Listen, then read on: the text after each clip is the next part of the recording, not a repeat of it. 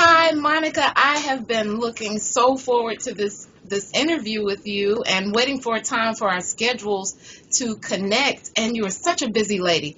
What does a typical day look like for you?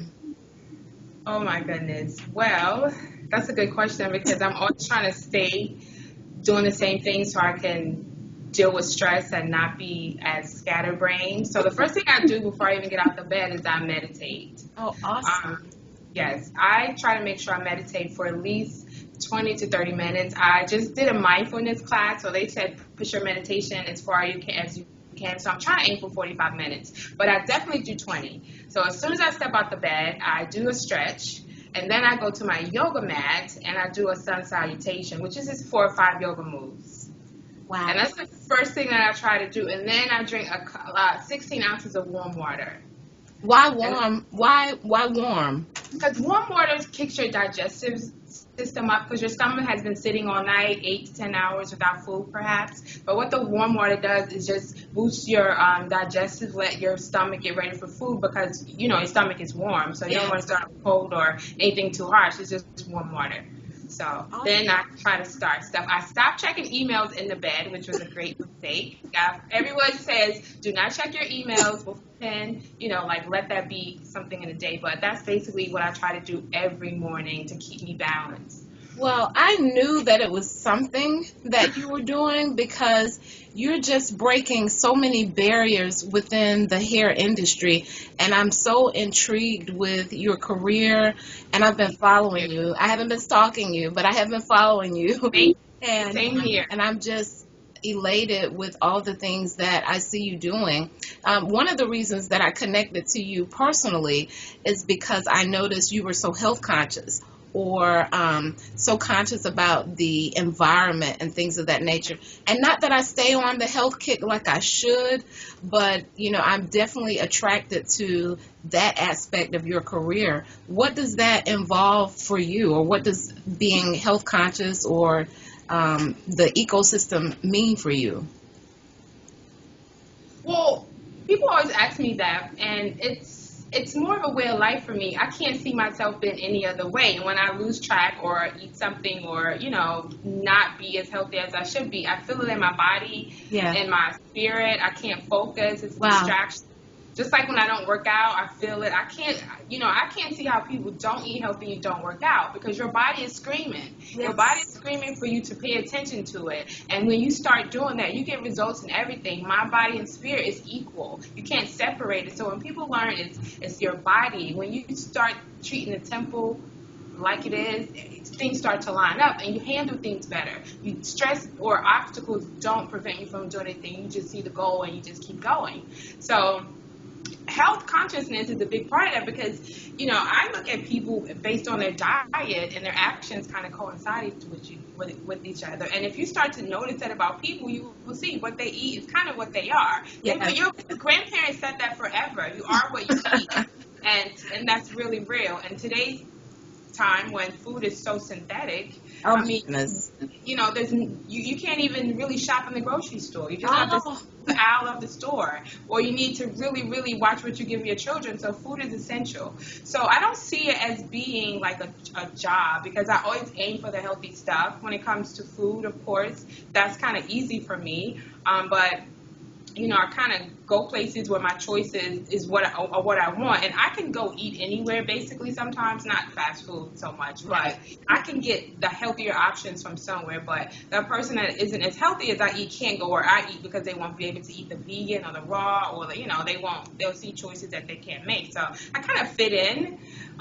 When it comes to the healthy part and hair and body, I've always kind of been aware of that. I used to kind of be a product junkie that eventually is costly. I kind of realized that I did better with shea butter and coconut oil and natural products. They work better. You didn't get ashy, as people would say, because you were using something towards your body's same pH balance. So, I started really realizing that I don't need as much, and my bottom of my cabinet is clear under there. Oh, that's awesome. Few objects in there because you don't need all that stuff.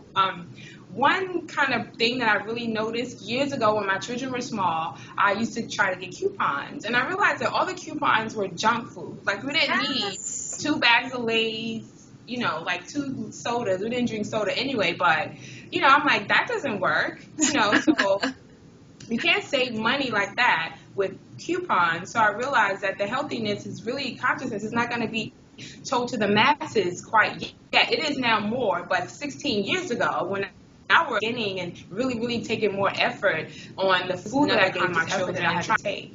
So it's kind of just a basic way. Like everybody that knows me knows kind of how I am with food and stuff. And I used to always give people advice about food, and I kind of cut back on that because, you know, people have to decide when. And now they're deciding like 15, 16 years later, people are saying, hey, what was that you said do or eat or, you know, or what's that? But, I mean, it makes a difference. It makes a big difference. It's either you choose to do it or you have to do it. The doctor tells you how.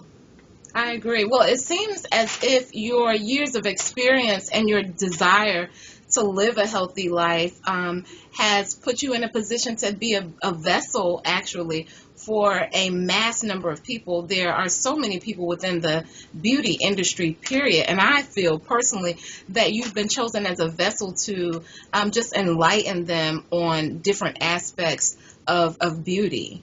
Outside of just the external parts that they see. So that's what I see when I see you, and and it's funny when you said you used to tell all of your friends, because I know someone in common with you, and my daughter has eczema, and I got some information from them that you had shared years ago. So, you know, your plight and what you feel, what you believe, and how you are living is definitely reaching people still. And I feel that you are a vessel for that particular entity. Now, how does your desire for things organic tie into your career within the hair industry? It seems as though you've kind of intertwined them with one of your platforms. Yeah, well, you know, it's like when it's with anything. If you live a certain way, you cannot not be that way throughout the whole scale of your life. Full circle. I realized, yes, I realized that, you know, I did multiple levels of hair. I did the spa, the massage, nails, and then the last quest was to study color. So I studied color, worked at a color salon, and kind of, you know, work with all the color companies and really kind of master color. But color is toxic. Yeah. So, and then relaxers were kind of off my scale. I stopped doing relaxers. I realized that I'm not doing relaxers because there's a study that was done. It was actually done in North Carolina, how African-American women would, when they passed away, they had their autopsies, they would have a layer of mucus on their brains. And they would compare that to a layer of mucus. And they want to relate that to relaxers because relaxers are, you can make a bomb with relaxers. Relaxers is the only chemical that you can take straight out of the container, put it on your skin, and it'll eat your bone off. Oh, wow. It'll literally eat your hand off. So that's a chemical. So imagine when women were risking just to have straight hair. And then when you realize that when you didn't get a relaxer, you had more body, you had more hair. Yes. Things started to change. So I started really getting away from relaxers because I went natural. Oh, it had to be 17 years ago. Oh, wow. Before it was popular. And your hair is gorgeous. Thank you. Yours too. Thank you. Yeah, and then the color part of it is that none of the companies that I used their color and studied with had natural colors, or even not even natural colors that didn't have the high level of that changed your pH balance so high to where your hair was so stressed. So I was kind of looking for that. The market started opening up. Now I'm seeing more color companies are expanding and producing colors. But the thing about color is that all the colors that we love, like black and red, the highest pigment, you can't really derive those from natural ingredients that'll last on hair. So one of the things that I was kind of concerned with is that, I mean, I don't even want to do color anymore. You know, it's like until I find a color, which I have, and I eventually will start back doing color, that I feel like that protects the environment and the client, because it's not about $1 and it's not about an image. You have to start merging beauty and the environment together because it's not separate. We're not separate from the earth. Yeah. And there's been a long history of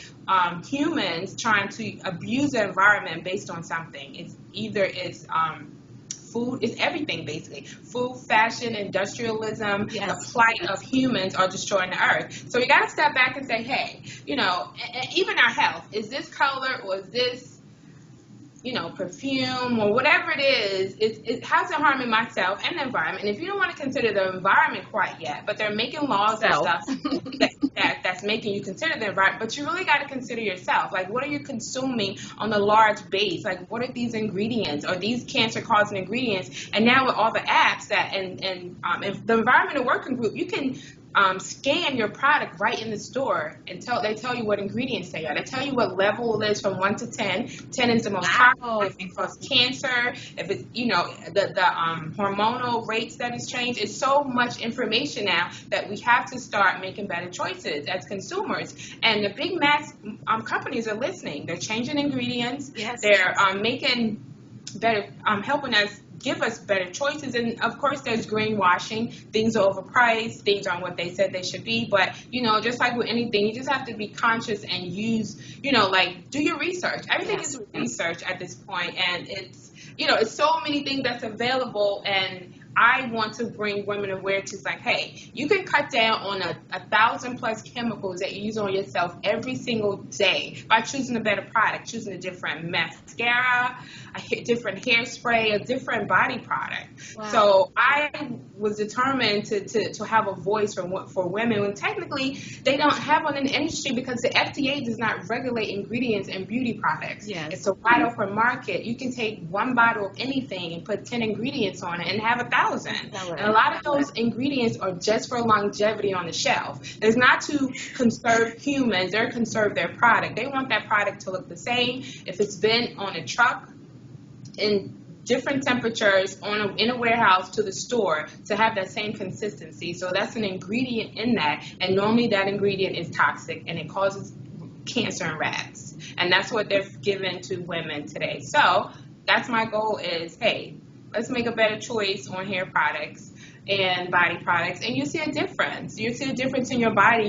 You won't need as much stuff, and you're not that product junkie. You're consuming and spending lots of money on it. So. Well, when I hear you, even though we're talking about hair and the environment and the person we are within, I hear you using a concept of just simplifying your life. Basically, I mean, everything that you're saying allows us to have the room for the things that we really need, to kind of declutter our lives. So I hear all of those concepts in your vision, and I hear your passion behind it, definitely. And I noticed behind you, it says be out. That's one of your product logos, because I saw that in the post that I made about you. What does that consist of? What is the concept of Be Out? Well, Be Out, the blow dry bar, is be out of the salon, away from toxins. I started that in North Carolina a while back. I was done with color, done with salons in North Carolina. So I'm like, hey, let me just be mobile. So I, just reading stuff and watching stuff that people really love the convenience of their home. And indoor air quality in salons is really bad. You know how stylists all get colds because the air is so stagnant in there because of the products that they use. So, hey, let me introduce this to clients, environmental, with products, and it worked. It worked really well. I took my clients, I visited them at home, and I did their hair, and they actually liked it. But my focus kind of got off that. Because I wanted to do Broadway, so I came to New York. But in New York, the concept is really bigger here because there's a lot of people that visit clients at their home. So here we're pop-up. We pop up wherever you are, home, office, gym, or event. We actually had a pop-up salon at the Veggie Fest, and we're going to look at some locations that have a salon, another pop-up salons, and an actual mobile truck. I just looked at one actually yesterday, found out about it. Looked at one. So the goal is to have a mobile truck in New York that's wrapped, that has it going on, because be anywhere, be out, will blow you out. Basically what the conception is. And we use all environmental products and eco-conscious blow dryers also, energy efficient blow dryers. And one of the goals is we have a service called a hair barrette, to where we do free hair for cancer patients. And also with cancer, anyone affected with cancer, I don't want to say patients, but cancer is such big deal to women, and they can't be, when they're going through treatment or remission or even finding out, you cannot continue the same lifestyle if your lifestyle was not conscious of what you consumed and used. Yes. So along with the free hair services, we do makeup also with BL, the same with environmental brushes and makeup, but we provide makeup for them, but we also do the wigs. So with my theater background, I can't do the wigs in one setting. I take them with me, steam them, reset them, because a lot of times they have synthetic wigs. You can't really handle synthetic wigs. And then some people never have dealt with wigs at all. So, I revive the wigs completely for them, return them to them in a cake box, and give them instructions to how to keep this longer. But one of the main things that I do with women when I do their hair, I give them eco coaching. They don't even know, some women don't even know what it is, but I kind of go through their cleaning products to improve the indoor air quality. I try to help them on body products, even on toothpaste, like whatever it is that has the most chemicals that you're consuming. Right now, in your delicate condition, we want to eliminate them. And also, sometimes I bring them things. If they don't know how to buy products, they don't know how to, they don't know what to use instead of Clorox or just anything they're looking for, I bring them things and actually tell them where to go, give them links. I help them. I provide those products to them also. So that is the goal. The goal is to be out the blow dry bar. Not even to do blowouts and makeup. The goal is the hair barrette gifts that we offer. And I love that. I love it when I'm with a woman and she's dealing with this and I'm able to style her wig, do her makeup, and even give her some tips about how to improve her indoor air quality. And everyone that switches up from toxic cleaning products and even plug-ins, they feel better. They say, I feel better. I did not know something that was so simple as, changing toothpaste. Yeah, changing toothpaste or, the cleaning products that you use for 50 years or so is so toxic to your health, and flowers and children. So it's just those little things that people are becoming aware of that really, really are improving their quality of life without even doing much. I just want to say that I'm doing this interview to expose your greatness and to allow consumers globally to learn more about game changers within the industry. But I am so enthralled by this interview. I mean, I'm so enlightened. I feel like I'm getting just so much information, and what you're doing is so powerful. And it has to be such an awesome feeling to not only provide a service that is normal, but to feed them a wealth of information like that you have. And I know, how long have you been a licensed stylist? Because it takes some time to be able to accomplish the feats that you're accomplishing and be as knowledgeable as you are. How long have you been a licensed stylist now? So long that I don't need continue education credits anymore. Okay, I'm 2 years away from that. That's an inside joke. You know what I'm talking about. But yes. Probably 25 years. Okay. 25 years. Went to hair school in high school, cut hair, did hair before that, talked into going to hair school in high school, loved it, stuck with it, tried to work the corporate world, went to college, didn't work, always loved it. That. Yeah, and can't sit still, I can't be in a cubicle. That little, before computers became that clicking noise would drive me nuts. Old computers. So I knew I was a behind the chair girl. So I just used this and just did all the steps in it. I just always wanted to evolve and learn something new. So I just stuck with the craft, and I have enjoyed it. So how has your mindset changed since you first started in the industry, as opposed to now? Oh, goodness. You know what? Completely a 360, because first it was get the money. Get the clients, get the money, tell your friend to come in, I'm going to do her hair, we're going to all do your hair, basically it's a job. Yes. But this is the thing, and I'm so grateful and thankful that I've always been blessed to work with great people. And some of these people, Wanda Till, I was a shampoo girl for her in high school. These are people, Carolyn Covington. these are people that they took the craft and escalated and are phenomenal with it. Yes. So I was able to work with them and always learn things from great people. So Wanda was my first job, shampoo girl in high school. And then I met Carolyn when I came to Raleigh and just worked with her and, work with her and personally being with her, she's just like a gift. It's like her persona and everything that she offers is just like a ray of light. So I was blessed to know her in the industry and be under her and just her give me an opportunity to work with her. So all of that changes you. And I've always tried to work with great people. I worked at an innovative salon because I wanted to just learn spa. So I learned customer service to the supreme. So I learned how to treat customers, the language, everything to tip the customer service is number one. So you want to stay, let that be your goal as a stylist. So once I learned customer service, I felt like I was unstoppable, that my pay scale can be at the highest point because I know exactly what to give people when they needed it. And that was very crucial to me that I learned that. I also learned that working at different spas, but when I worked at an Aveda spa, it was it was impactful. And this is when Aveda first came out to where it was only a couple in certain. And they were so hard to get their product. Get their product and the services that we offer. So it was when we were kind of one of the number one commodities. So all of that changed me. And then I went to a color salon, which was something that, anytime I'm intimidated by something, I want to challenge it. So I said, I have to learn color. So I went to work at a color salon, and this changed everything too. That was one of the biggest things because he had a language for you to talk to your customers. It was a language that you used.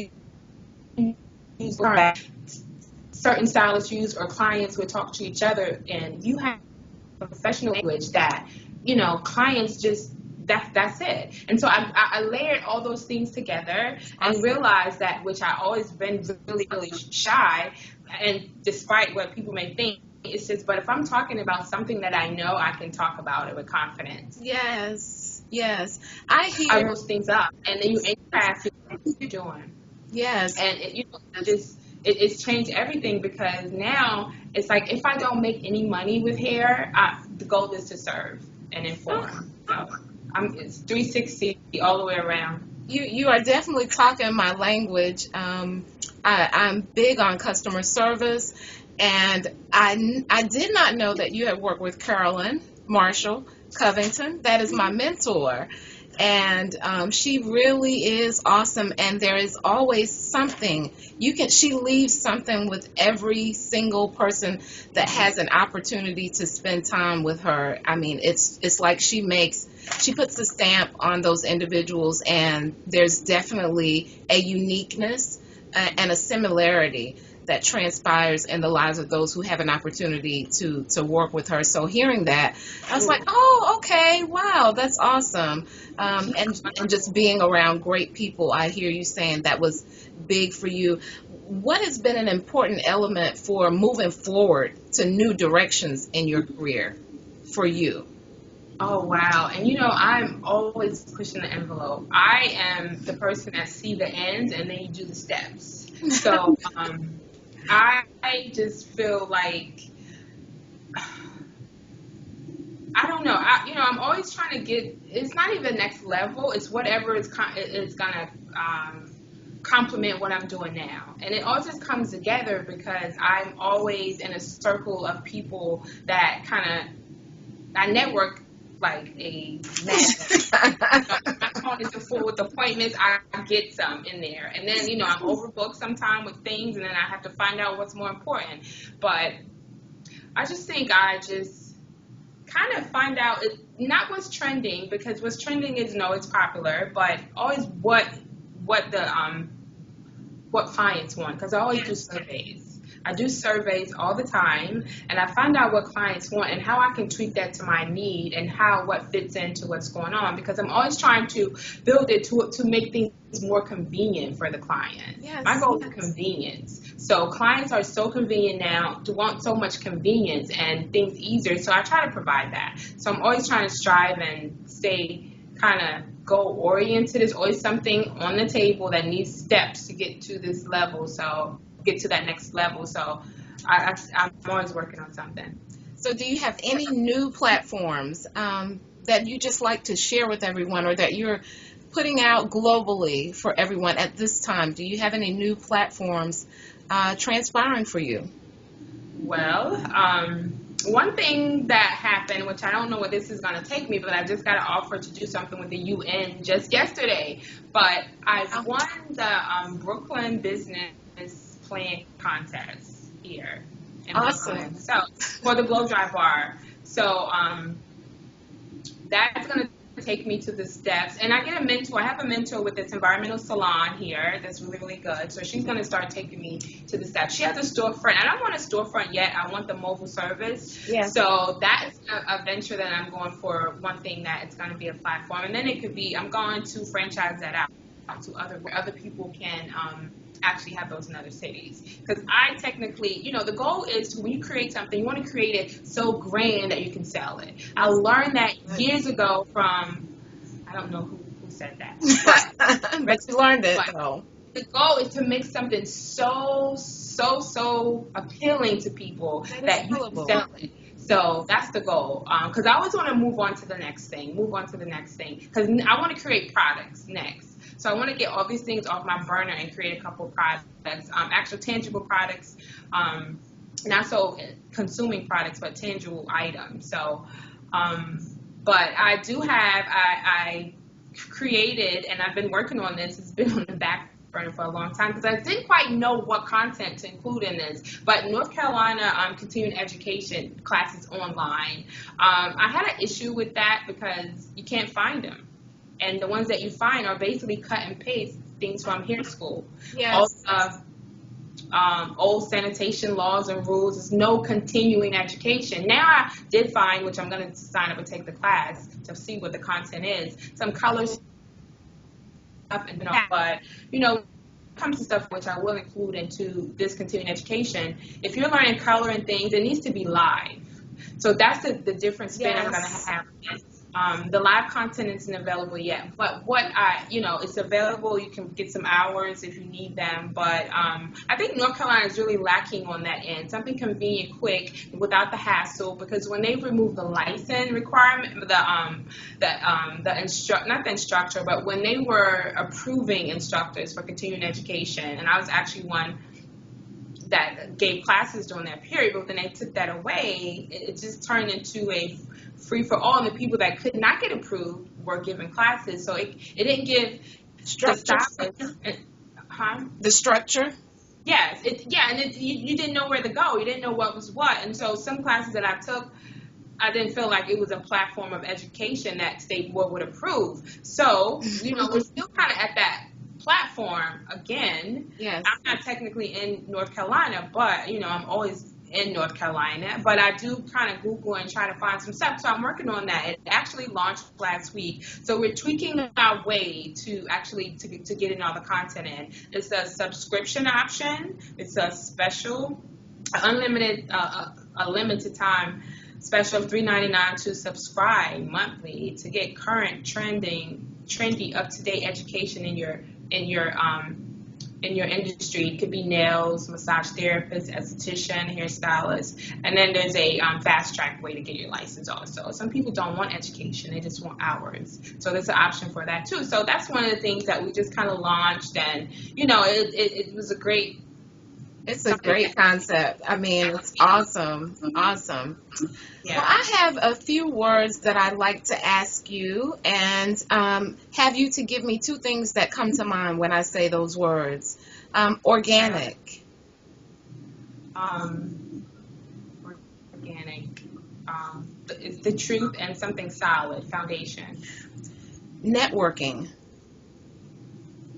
Finding your source. That's 3 words.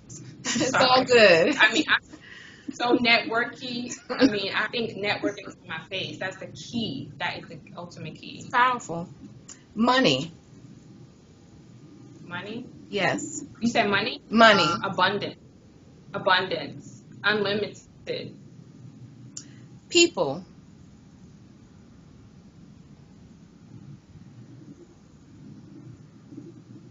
Friends and allies.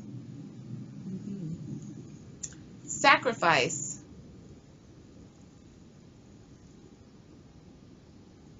All the time. And love.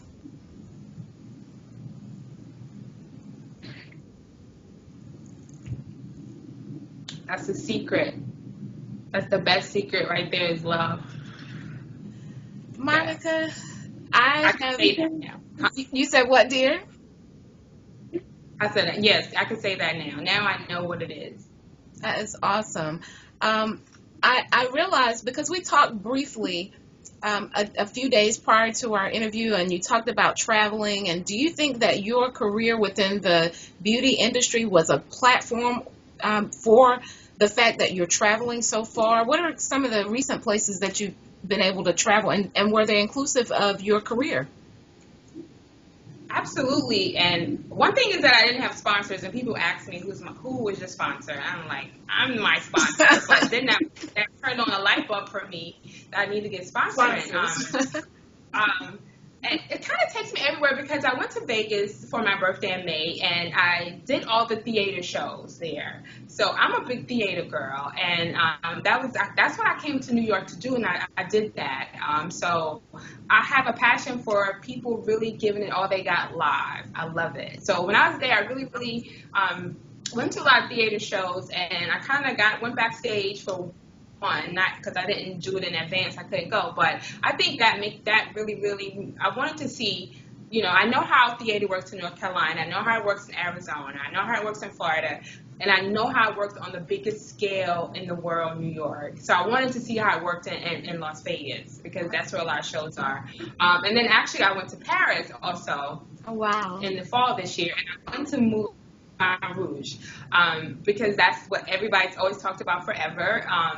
The productions put together, like, it's so much emphasis on detail with costume and everything, but it was a different kind of theater. So I realized that actually another big platform is in Japan too, so I eventually have to go see it in Japan. But I realized that theater is different everywhere you go. And then, and I have something to compare it to. I have so many places to compare it to. And then, actually, when I was in Paris also, too, I visited hair salons. And blowouts are big in Paris. Okay. I kind of blogged about that and wrote about that. But the hair is so Parisian there. It's a different classical element to hair. Wow. They don't take as many risks as we do when it comes to styling. They're kind of like that sleek, chic look, just like how they dress. That's in dark colors. Yes. So I was really interested in that. That was a good to really go in salons and talk to people. I almost made an appointment. Didn't have time. Was trying to get to see the Eiffel Tower or something that day, but next time I go back, I'm gonna get my hair done. And then I actually traveled to San Juan, actually for my daughter's sweet 16 birthday. Oh, so we did the theater thing there. The theater thing there was so different because they have a lot of outside shows because of the weather, and they have a lot of inside shows that are put together kind of as a team effort. So that was quite a different spin for me. They didn't use a lot of wigs because of the weather, but then when they did use wigs, the wigs were so big. The design of the wig would be 4 or 5 wigs layered and sewn together to create something. And then the actor had to balance that and act and all that. So that was very creative. That was something that I love. So I think my career makes me want to go places and see what other countries offer. And, it's just started because, a person told me a while ago, actually Aretha Bright, I used to work with her. I know that person. She said, when you travel, you have something to talk about. You are absolutely correct. I can remember a season where every other week I was on the plane and I was so enlightened. I was motivated, and I experienced like this lull in my career when I stopped traveling. So traveling is so important to me within my career, and I agree with you wholeheartedly. I think that your career, you have touched a lot of bases in the salon industry or within the beauty industry that most people don't have any idea are available for their career. And I'm so glad that you allowed me time to interview you and to share your experiences with me and everyone else globally. And I look to see even bigger, even greater things from you in the near future. Is there particular websites or contact information that you can share with people that want to connect with you? You want to give us some of that? Yeah. Can you read that out for us for those? You see that? Oh, okay. I'm so sorry about that. I don't know what's No, happening. I can see it. I just want to make sure that verbally maybe they can hear you, even one entity, if you want, that will be a direct connect for you. Well, you can always find me at monicabbarrett.nyc. And actually, that's a platform that I take a lot of questions on. People ask me all type of questions. I just screen. So that's one of the places that I get all the questions on. And the email address for that is askme@monicabbarrett.nyc. So I get tons of questions on that. And then I'm at the Blow Dry Bar, Fanimi Green, North Carolina, Continue with Ed. And, the email is monica@Fanimi Green. Okay. I can be reached on that too. And then I'm on Facebook also. So people find me. Awesome. Questions. I always answer. I get tons of questions all the time. That's wonderful. Well, you have a lot of valuable information, so I can see why people would be attracted to your wealth of knowledge and wanting to get in touch with you. And I want to thank you so much again for this interview. If there's one thing that you needed to tell an aspiring entrepreneur within the hair industry, what would it be? That I'm not going to do the cliche that nothing's impossible, because people seem to think that, but do know that when you put effort in steps, it's the steps along the way, and it's called effort. You accomplish it. You just have to take the steps to do it, and just don't set limits on yourself. Don't set limits on yourself. I agree. People knew the story of getting to New York to Broadway. Book.